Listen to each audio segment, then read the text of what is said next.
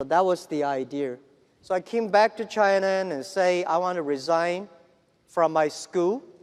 You were a teacher? I was a teacher. I've been teaching in the university for 6 years. So I said, I want to do it. I invite 24 of my friends to my apartment. After 2 hours of explaining what I'm going to do, internet, and 23 of them say, forget it. He said, this thing never worked because there's no such thing called internet in the world. You know nothing about a computer, so why you want to do this? And only one people, he said, Jack, if you want to try it, just to try it. But if there's something wrong, just come back. And after a whole night thinking, I say, I still want to do it.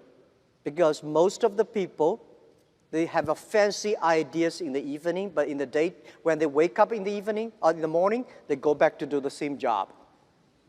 We have to do something different. So from there, problem is that we have to find a solution that how we can be a company can live and long and healthy as long as like a Mercedes-Benz and a Siemens.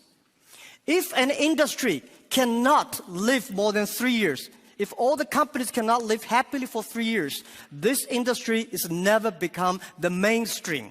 This industry can never become the D economy. So what we want to do is that how we can find this solution. The world is changing so fast. Most people don't realize what is IT, what is internet. We are moving very, very fast to data technology. IT technology and data technology, it's not the technology difference.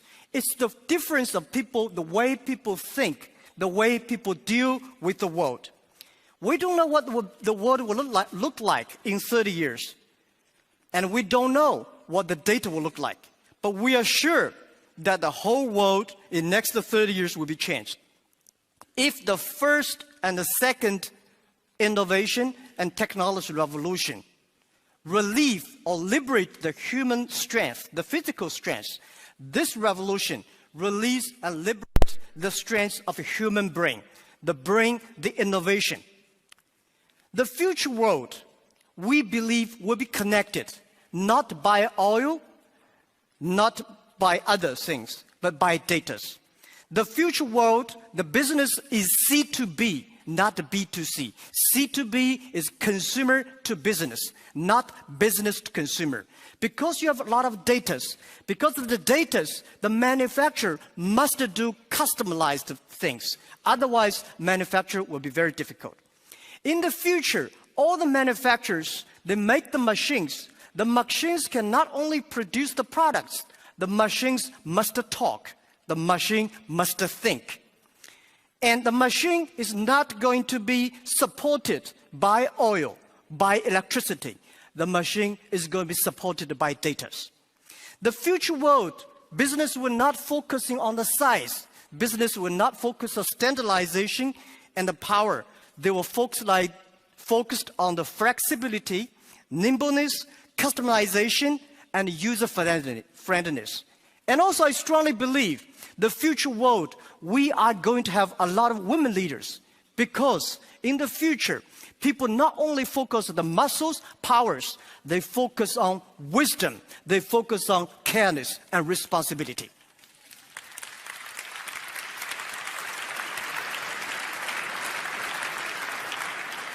And I think internet must find the missing part. This missing part is how the clicks and the motors can work together.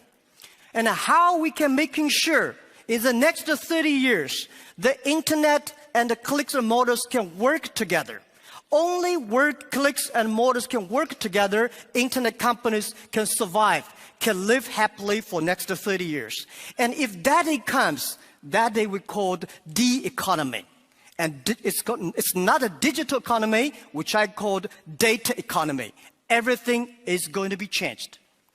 And I also believe the world is going to be beautiful, but the world is very challenging.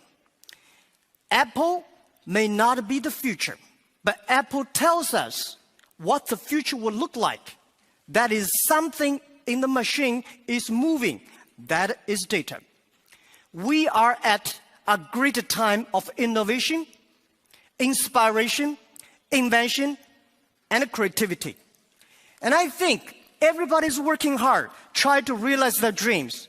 Today you see here are real world workers, truck drivers, and game players, and also all these senior people.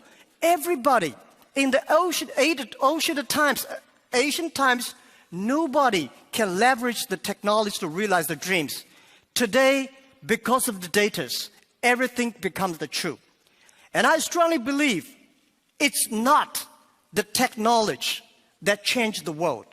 It's the dreams behind the technology that changed the world. If the technology changed the world, I will never be here. I'm not trained to be a technology. I know nothing about a computer, and I know very little about the internet. I have a strong dream that we want to help small business. So 14 years ago, we come here to sell Chinese products to Europe. That won't work. 14 years later, we try to help the European small business to China, to the world, by using the internet. It's the dreams that drive the world. It's not only the technology. So ladies and gentlemen, let's work hard. It's a fantastic world. It's a world belongs to young people. It's a world belongs to the future. And thank you very, very much for listening.